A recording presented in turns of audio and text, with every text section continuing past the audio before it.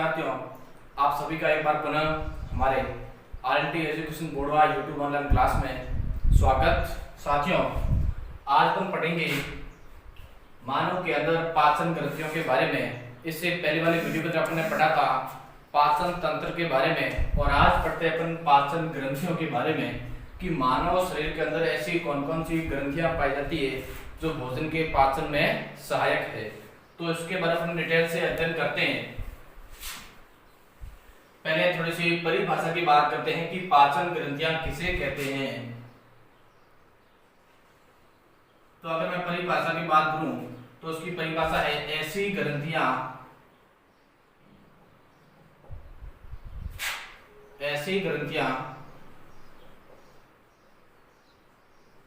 जो भोजन के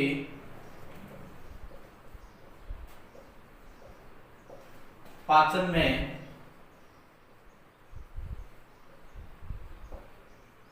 सहायक हो। ऐसी ग्रंथियां जो भोजन के पाचन में सहायक हो क्या कहलाती है? पाचन ग्रंथियां कहलाती है। कौन कौन सी ऐसी ग्रंथियां हैं जो भोजन के पाचन में सहायक है?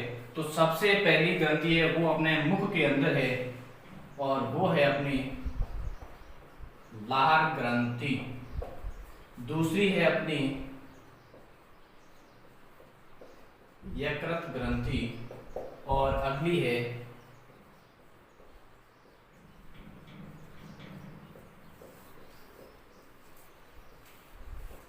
अग्नाशय ग्रंथि। तो देखिए, आज के इस वीडियो के अंदर अपन इन तीनों ग्रंथियों के बारे में डिटेल से अध्ययन करेंगे कि ये तीनों ग्रंथियां भोजन के पाचन में किस प्रकार सहायक है, कौन कौन से एंजाइमों का स्राव करती है जिसके माध्यम से हमारा भोजन है वो शरीर के अंदर पचता है। तो साथियों, सबसे पहले बात करते हैं अपन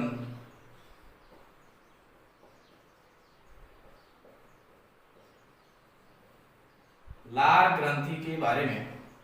इससे पहले आपके सामने मेरा एक क्वेश्चन है, तो अपन थोड़ा सा मेरा क्वेश्चन है जिसका आंसर आप कमेंट बॉक्स के अंदर दे सकते हैं। तो क्वेश्चन ये है कि भोजन के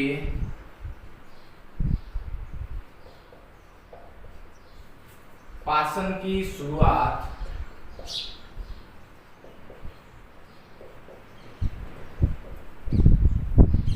सबसे पहले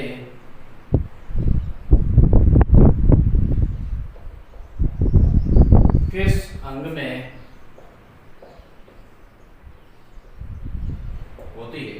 तो इसका आंसर आपको कहां देना है? कमेंट बॉक्स के अंदर। साथियों, बात करते हैं लार ग्रंथि के बारे में कि लार ग्रंथि कहां पर पाई जाती है, इसके कितने प्रकार है, ये अपने कौन कौन से एंजाइमों का स्राव करती है। सबसे पहले बात करते हैं ये कहां पाई जाती है। तो ये मुख के अंदर पाई जाती है। मुख के अंदर प्रेजेंट होती है। ठीक है विद्यार्थियों, अगली बात है यह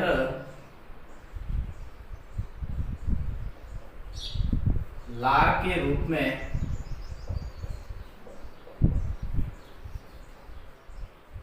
99% जल एवं 1% एंजाइम का स्राव करती है। ये इसका संकलन हो गया कि जो इसका लार है, इस लार के अंदर 99% तो क्या होता है? वाटर होता है, और 1% उसके अंदर क्या पाए जाते हैं? एंजाइम पाए जाते हैं। अब बात करते हैं कि वो 1% कौन कौन से एंजाइम हैं। तो इसमें दो प्रकार के एंजाइम हैं। एक तो अपना है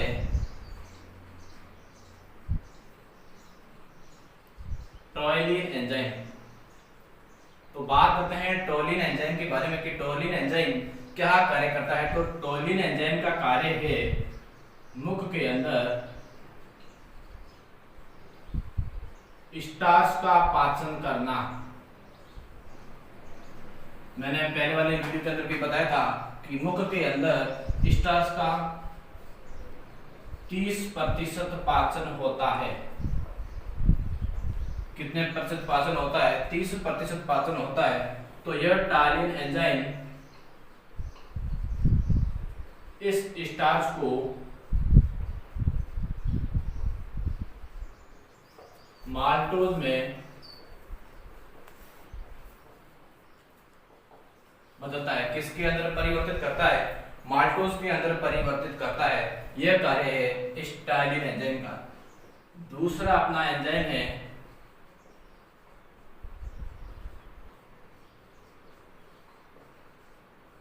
लाइसोजाइम एंजाइम। बहुत ही अजीब प्रकार का एंजाइम है। इसका जो कार्य है वह भोजन के साथ आए जीवाणुओं को नष्ट करता है। इसका क्या कार्य है?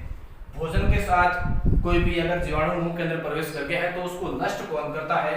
लाइसोजाइम एंजाइम नष्ट करता है। ठीक है विद्यार्थियों, तो ये अपने हो गई दो एंजाइम। फिर अगली बात करते हैं इसके अंदर कि लार ग्रंथि है वो अपने मुख के अंदर तीन प्रकार से, या मैं कहूं तीन जोड़ी के रूप में पाई जाती है। कितने जोड़ी के रूप में पाई जाती है? तीन जोड़ी के रूप में पाई जाती है, जिसके अंदर प्रथम जोड़ी लार ग्रंथियां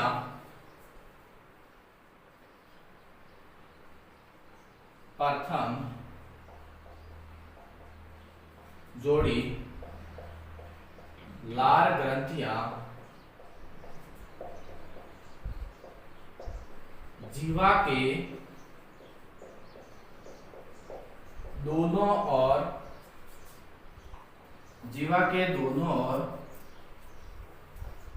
एक एक की संख्या में उपस्थित होती है। एक एक की संख्या में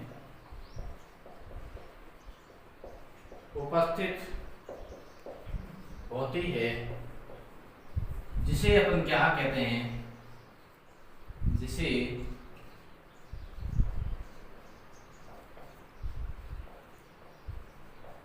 अधोजीवा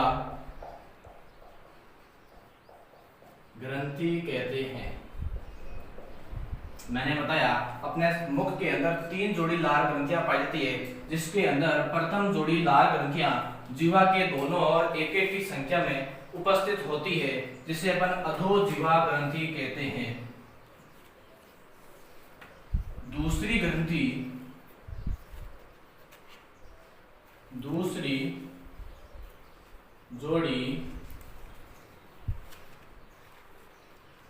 दूसरी जोड़ी लार ग्रंथि अपने मुख के निचले जबड़े के मध्य भाग में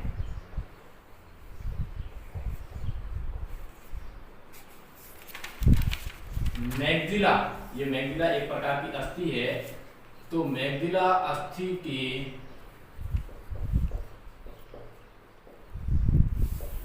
दोनों ओर एक एक की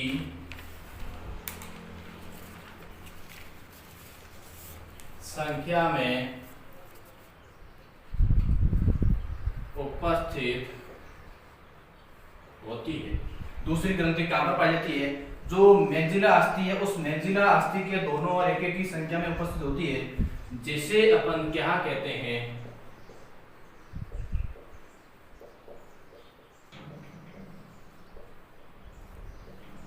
अधोजंग ग्रंथि कहते हैं।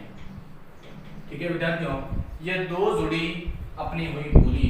तीसरी जोड़ी के अंदर बात करते हैं, तो तीसरी जोड़ी लार ग्रंथि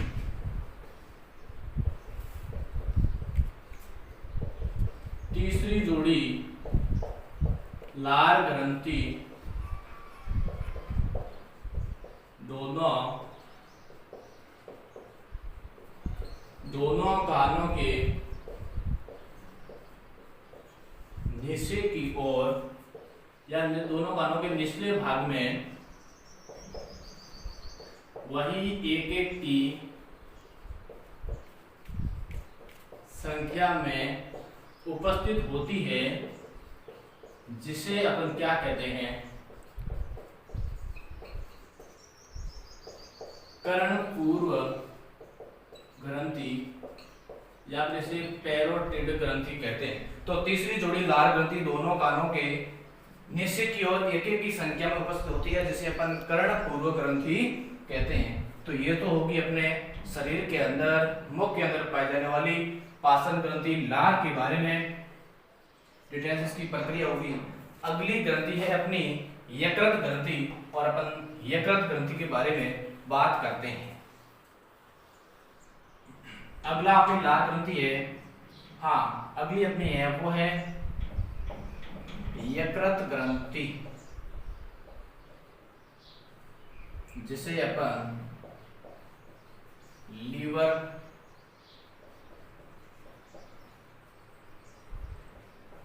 या ऐसे अपन कलेजा भी कहते हैं।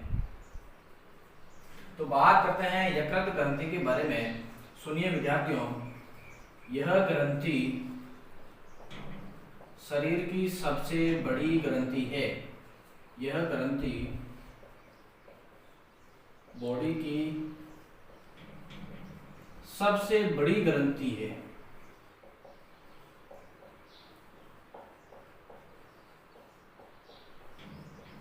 आप देख सकते हैं ये जो ऊपर का भाग है ये अपना यकृत है और ये इसको जो छोटा सा नीचे की ओर दिखाई दे रहा है थैलीनुमा संरचना या नासपति आकार की संरचना, तो वो है अपना पित्ताशय, शरीर की सबसे बड़ी ग्रंथि।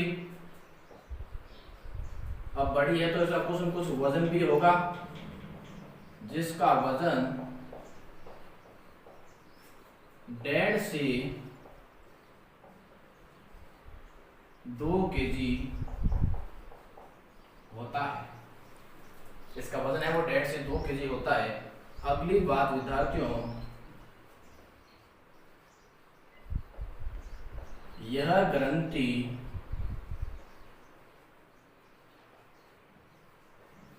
उदर गुहा के पेट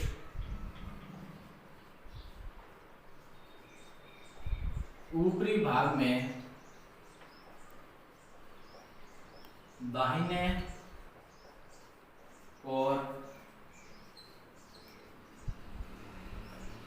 उपस्थित होती है। इसकी जो हाँ ये कहां पर पाई जाती है, ये उदर गुहा के ऊपरी भाग की और दाहिने भाग की ओर उपस्थित होती है। अब साथियों बात करते हैं इस ग्रंथि द्वारा,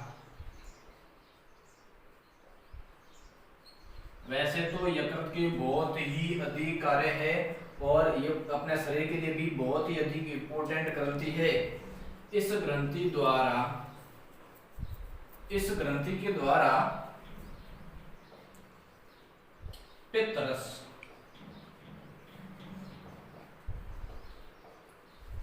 इस ग्रंथि के द्वारा पित्तरस का स्राव किया जाता है और इस पित्तरस का भंडारण कहां पर होता है, जिसका भंडारण पित्ताशय के अंदर होता है।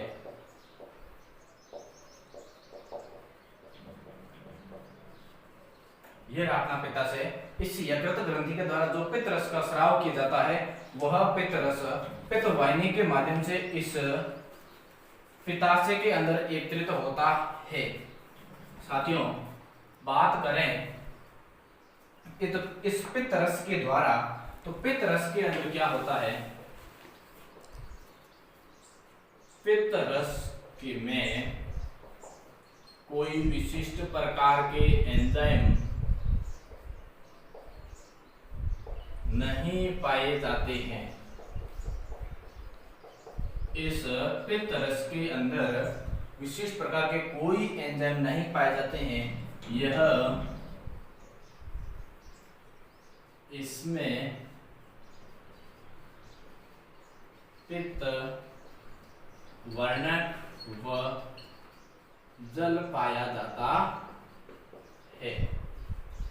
अगर मैं जल के प्रतिशत की बात करूं तो ये अपन कह सकते हैं कि 85% जल होता है और लगभग 12% इसके अंदर पित्त वर्णक होते हैं, 2-3% इसके अंदर लवण वगैरह पाए जाते हैं। तो साथियों बात करते हैं आगे, यह पित्त रस जो कि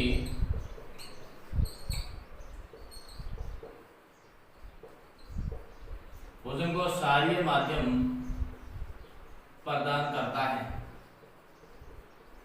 जब भोजन आमाशय से अंदर आता है, आमाशय के अंदर आता है तो एसिड के कारण भोजन अम्लीय होता है और उस अम्लीय माध्यम को वापस क्षारीय माध्यम के अंदर कौन परिवर्तित करता है, तो वो है अपना पित्त रस।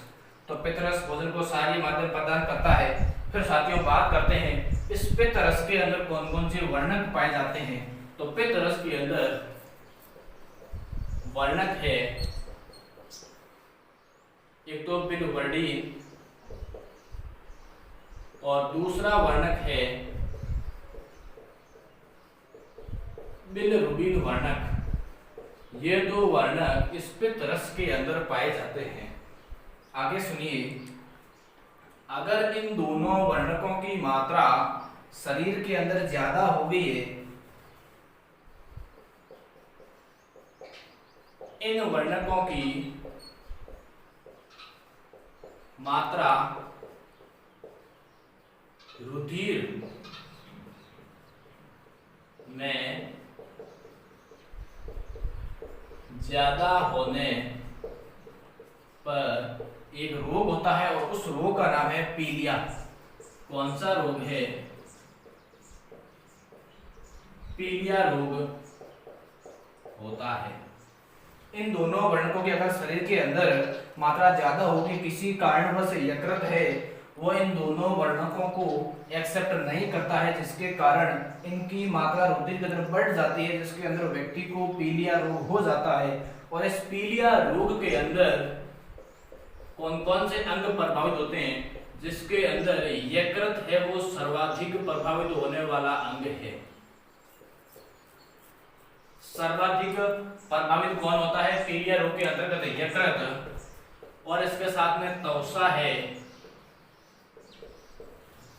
आंखें हैं और नाखून है, ये इत्यादि अंग है वो पीलिया रोग से प्रभावित होते हैं। और पीलिया रोग क्यों होता है?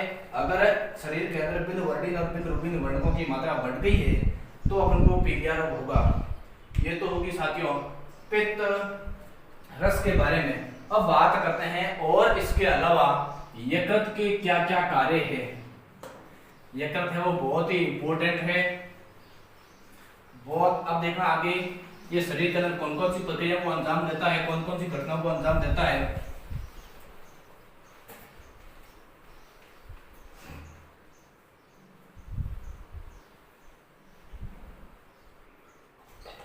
सबसे पहले मैं बात कहूं अपन बात करते हैं यकृत के कार्यों के बारे में। तो सबसे पहला इसका कार्य है, यकृत शरीर में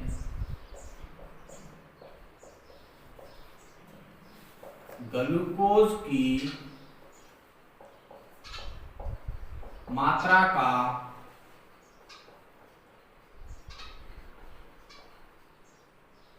नियमन करता है। अब अपने पॉइंट तो लिख दिया कि यकृत वो शरीर के अंदर ग्लूकोज की मात्रा का नियमन करता है। तो कैसे करता है ये आप इसके अंदर देखिए। अगर माना कि शरीर के अंदर ग्लूकोज की मात्रा ज्यादा हो गई है तो यकृत इस ग्लूकोज को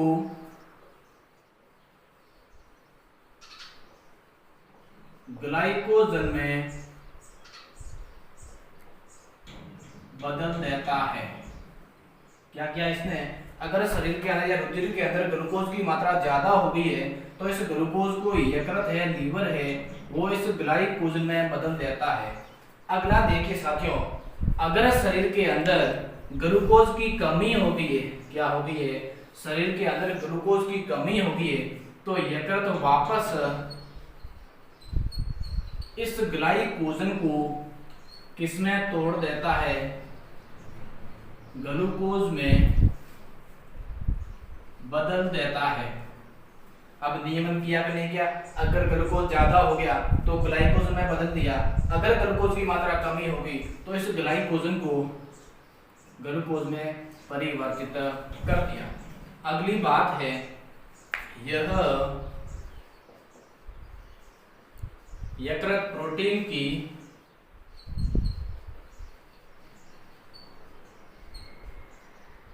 अधिकांश मात्रा को कार्बोहाइड्रेट में बदल देता है। क्या करता है ये? प्रोटीन की अधिकांश मात्रा को कार्बोहाइड्रेट के अंदर बदल देता है। अगर माना कि शरीर के अंदर बॉडी में वसा की कमी होने पर यह कार्बोहाइड्रेट को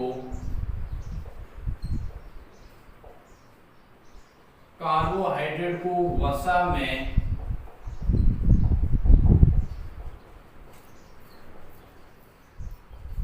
परिवर्तित कर देता है। क्या क्या इसमें, अगर शरीर के अंदर प्रोटीन की अधिकांश मात्रा ज्यादा होगी तो इसको कार्बोहाइड्रेट के अंदर परिवर्तित कर देगा, अगर शरीर के अंदर वसा की कमी होगी तो वापस इसी कार्बोहाइड्रेट को वसा के अंदर परिवर्तित कर देगा। अगला कार्य है यकृत। आपने सुना होगा विद्यार्थियों, एक प्रकार की प्रोटीन है जिसका नाम है फाइब्रिनोजन प्रोटीन। फाइब्रिनोजन प्रोटीन, इसका कार्य रक्त का थक्का जमने में सहायक।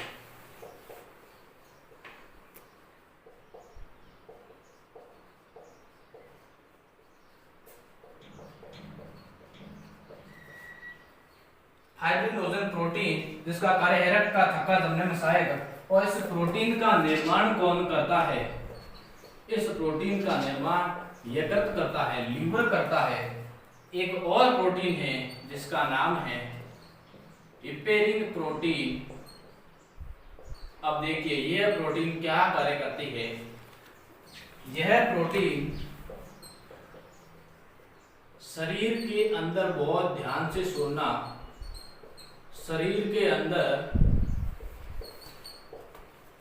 रक्त को जमने से रोकती है। इसका भी निर्माण कौन करता है? यकृत करता है।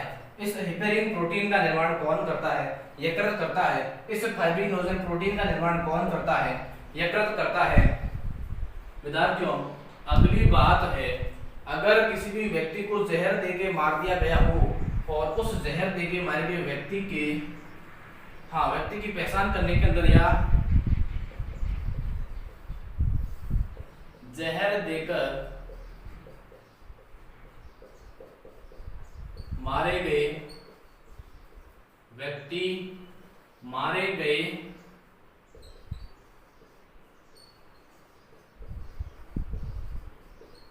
जहर की पहचान में महत्वपूर्ण सुराग देता है।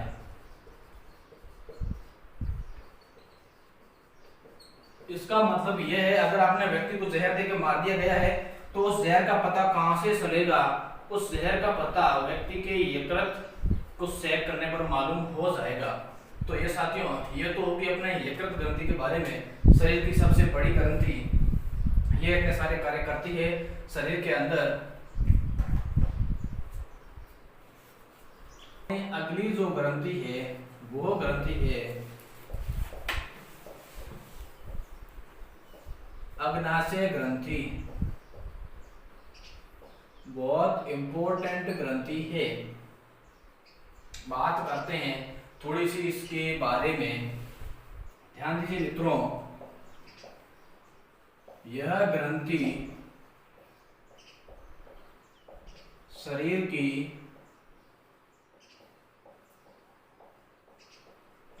दूसरी बड़ी ग्रंथि है। तो सबसे पहली बड़ी ग्रंथि कौन सी है? वो अपन ने यकृत थी, उसका अध्ययन अपने पहले कर दिया है। अपन करते हैं अब अग्नाशय ग्रंथि के बारे में। तो यह शरीर की दूसरी सबसे बड़ी ग्रंथि है। यह एक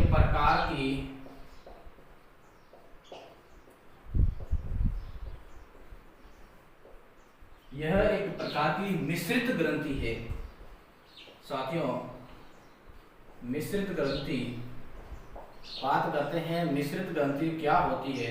तो मिश्रित ग्रंथि का मतलब है अंतःस्रावी और बाह्यस्रावी ग्रंथि दोनों के तौर पर यह कार्य करती है। कौन? अग्नाशय ग्रंथि। आगे बात करते हैं अपन इस ग्रंथि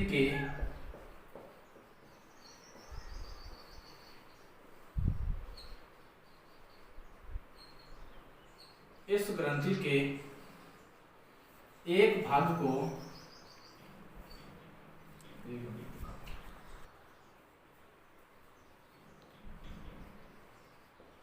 इसके द्वारा किसका स्राव किया जाता है? इसके द्वारा स्राव किया जाता है अग्नाशय रस का। किसका स्राव किया जाता है? अग्नाशय रस का। अब साथियों बात करते हैं अग्नाशय रस के अंदर क्या क्या पाया जाता है और इस अग्नाशय रस की क्या विशेषता है। सबसे पहली बात करते हैं यह अग्नाशय या इसी अग्नाशय रस को अपन पूर्ण पाशक रस कहते हैं। अब कारण के अग्नाशय रस को अपन पूर्ण पाशक रस क्यों कहते हैं? क्योंकि इसमें वसा, प्रोटीन, कार्बोहाइड्रेट तीनों घटकों को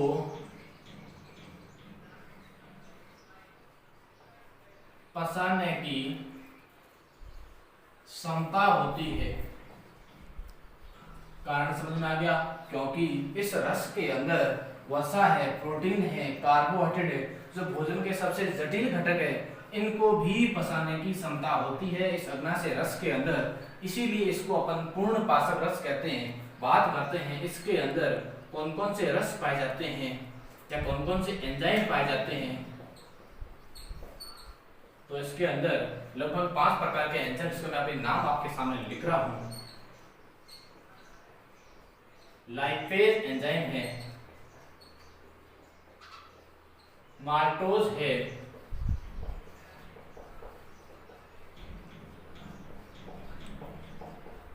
कार्बोक्सी पेप्टिडेज एंजाइम है, ट्रिप्सिन है, एमाइलेज है। ये इतने इसके अंदर एंजाइम पाए जाते हैं। तो बात करते हैं इसके अंदर इन एंजाइमों में से कौन से एंजाइम वसा का पाचन करता है। तो वसा का पाचन अपना करता है लाइपेज। प्रोटीन का पाचन कौन करता है? प्रोटीन का पाचन करता है ट्रिप्सिन। और भोजन के कार्बोहाइड्रेट घटक का पाचन कौन करता है? माल्टोज। और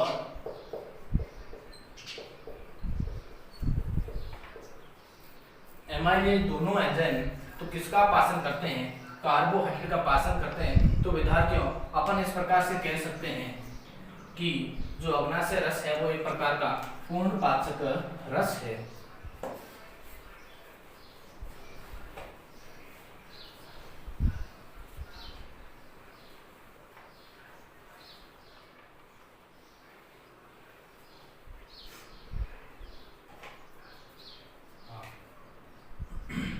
विद्यार्थियों इसके एक भाग को अपन लैंगरहैंस कहते हैं। इसके भाग को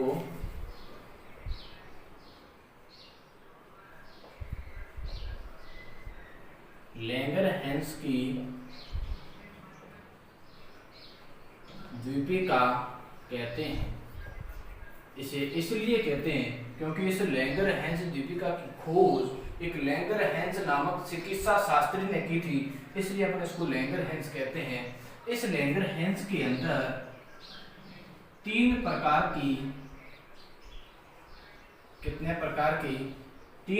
की कोशिकाएं पाई जाती है, जो अल्फा, बीटा और गामा प्रकार की होती है। इन तीन प्रकार की कोशिकाओं से अलग अलग प्रकार के हार्मोन का स्राव किया जाता है। तो अपन पहले बात करते हैं अल्फा सेल्स से किसका स्राव किया जाता है, तो वो अपना है ग्लूकेगॉन हार्मोन। दूसरा अपना है बीटा सेल्स के द्वारा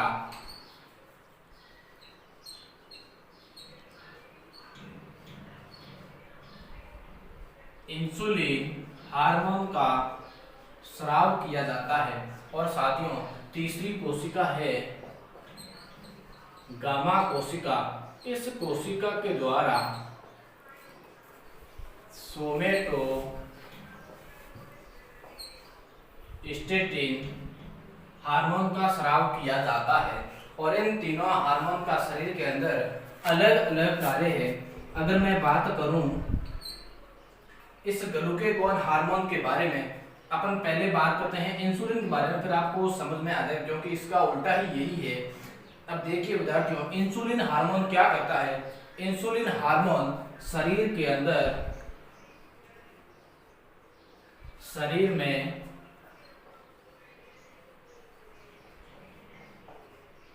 ग्लूकोज की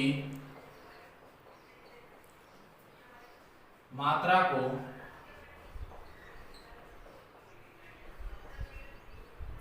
निर्धारित करता है। ग्लूकोज की मात्रा को कैसे, अगर शरीर के अंदर इंसुलिन हार्मोन का स्राव हुआ है और इंसुलिन हार्मोन इस ग्लूकोज को ग्लाइकोजन के अंदर कन्वर्ट कर देगा और ग्लूकोज है वो ग्लाइकोजन के अंदर कन्वर्ट हो जाएगा। अगर माना कि इस इंसुलिन हार्मोन की क्या हो गई है, शरीर के अंदर किसकी कमी हो गई है, इस इंसुलिन हार्मोन की शरीर के अंदर कमी हो गई है, तो रुधिर में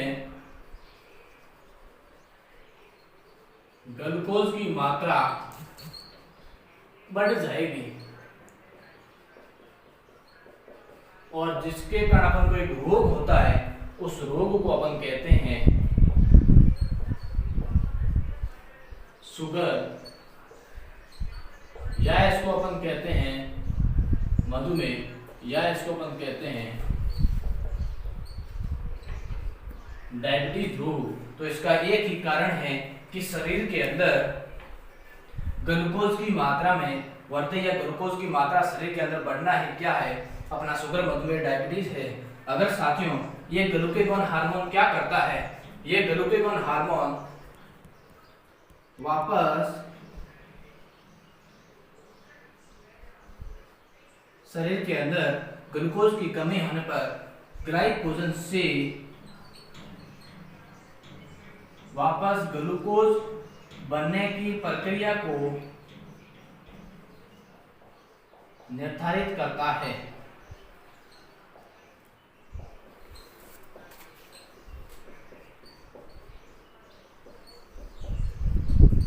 क्या करता है, वापस ग्लाइकोजन से ग्लूकोज बनने की क्रिया को निर्धारित करता है। और यह इंसुलिन हार्मोन क्या करता है, ग्लूकोज को ग्लाइकोजन में, यह ग्लाइकोजन को ग्लूकोज में, तीसरा अपना हार्मोन है सोमेटोस्टेटिन हार्मोन। यह हार्मोन भोजन के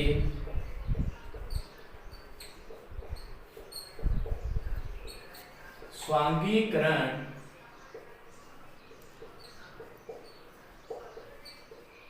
की प्रक्रिया को